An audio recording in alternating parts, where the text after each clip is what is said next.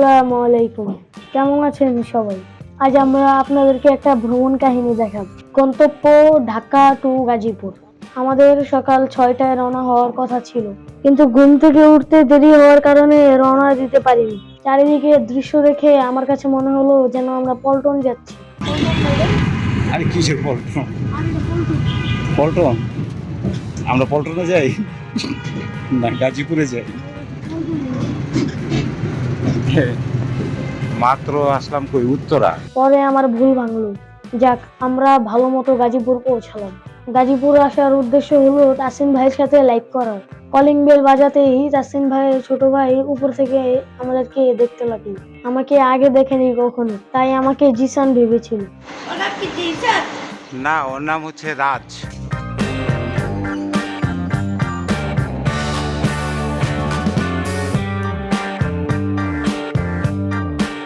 আমরা ঘরে ঢুকলাম 11টা 50 মিনিটে। তাসিন ভাইকে দেখলাম সিঙ্গারা খাচ্ছে।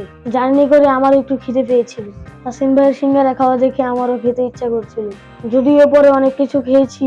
এরপর তাসিন ভাইয়ের সাথে লাইভ শুরু করলাম। দেখতে পাচ্ছেন যে গাইজ আমাদের সারপ্রাইজ। মানে আমাদের বাসায় আসতে তোমার এত লেট হইলো কেন? 6টা বাজে কিস আঙ্কেলের বাসা।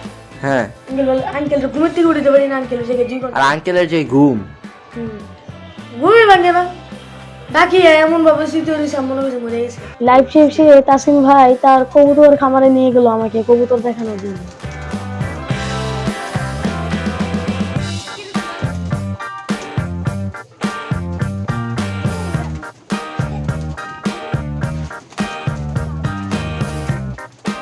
এরপর নিয়ে গেল তাদের এলাকা দেখাতে। তাসিন ভাইয়ের সাথে বিভিন্ন জায়গায় গিয়ে কিছু ছবি তুললাম।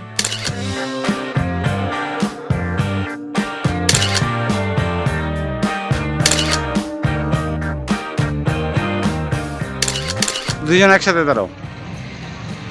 একসাথে দাঁড়াও, দেখি। হ্যাঁ, এবার টাইটানিকের পোজ মারো তো। এই টাইটানিকের পোজ দাও।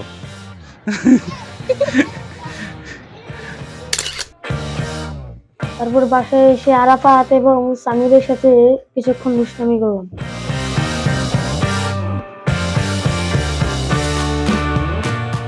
এরপর দুপুরে খাবার খেতে বসলাম। যদিও আমার কয়েকদিন বেড়াতে ইচ্ছে করছিল, কিন্তু স্কুল খোলা থাকায় তা আর সম্ভব হয়নি। আপনি মনে হয় বাচ্চা খেতে পারবো? পারবো না, এটা কি বাচ্চা খেতে পারবো আমি? পারবো।